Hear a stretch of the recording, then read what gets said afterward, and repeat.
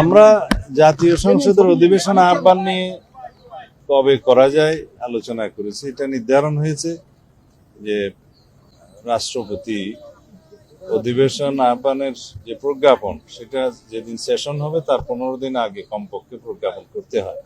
তো এই সামারিটা জাতীয় সংসদ থেকে, জাতীয় সংসদ সচিবালয় থেকে মাননীয় প্রধানমন্ত্রীর দপ্তর হয়ে রাষ্ট্রপতির কাছে যাবে।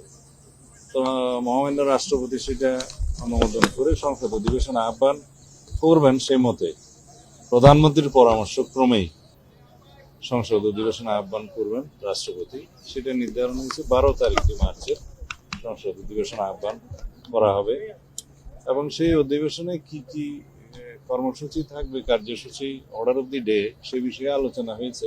যেমন সেই অধিবেশনে স্পিকার, ডেপুটি স্পিকার নির্বাচিত হবে এবং ইন্টারিম গভর্নমেন্টের আমলে যে সমস্ত অধ্যাদেশ প্রণয়ন করা হয়েছে সেগুলো উপস্থাপন করা হবে, সুপ্রস্তাব হবে প্রথামাফিক এবং রাষ্ট্রপতির ভাষণ হবে।